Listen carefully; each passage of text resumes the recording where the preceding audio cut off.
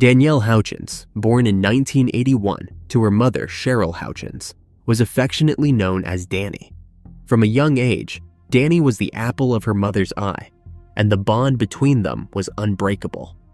On September 21, 1996, 15-year-old Denielle left her home in Belgrade, Montana, with plans to spend the day fishing at Cameron Bridge Fishing Access, a popular spot she often visited. It was supposed to be a peaceful, solitary escape, just another quiet day by the water. However, what began as a routine outing soon spiraled into a harrowing mystery when Denielle failed to return home. Later that day, searchers discovered her truck parked near the fishing access. The vehicle was left unlocked, with no immediate signs of struggle, but there was no trace of Denielle herself. Hours passed, and as daylight waned, the search intensified, driven by growing fears for her safety.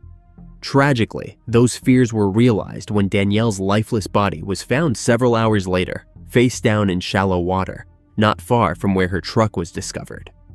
The evidence of assault was undeniable, and the manner of her demise was as horrific as it was heartbreaking.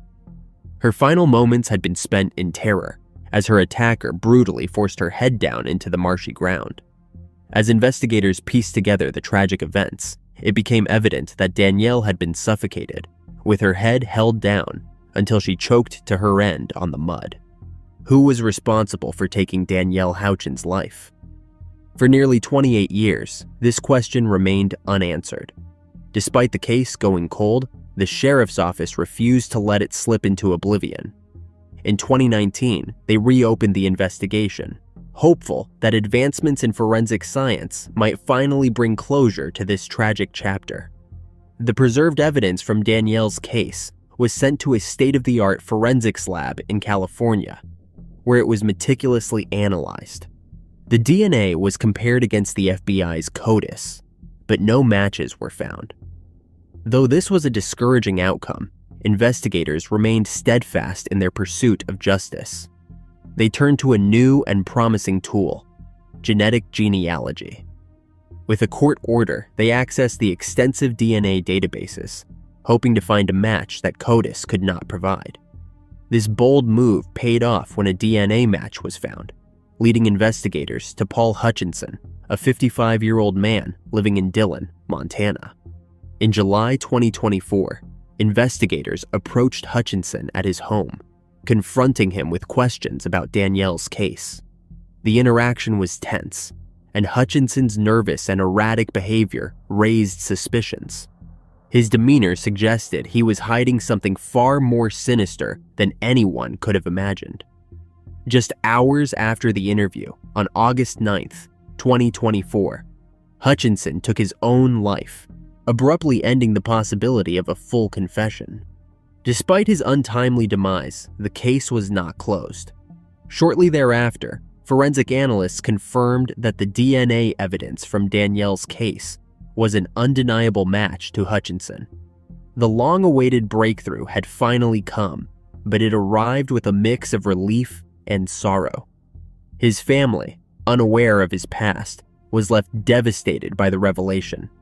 Hutchinson was married and worked for the Bureau of Land Management for 22 years. He had 2 kids, a daughter around the age of 20 and a younger son. He was a graduate student at Montana State and had only been in the area a short period at the time he took Danny's life. While the confirmation of his guilt brought a sense of resolution to Danielle's family, it also underscored the profound impact of a crime that had gone unsolved for so many years. Danny's younger sister, Stephanie Mollett, said, "Even though this man will not face a jury of his peers, I have no doubt he was the one who forcefully and violently assaulted my sister. When the time came to face up and account for his violence, he instead chose to end his life.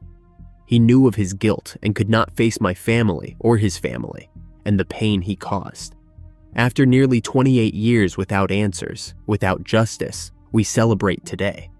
Stephanie says 28 years is far too long, and she had to fight far too hard to find justice for her 15-year-old sister.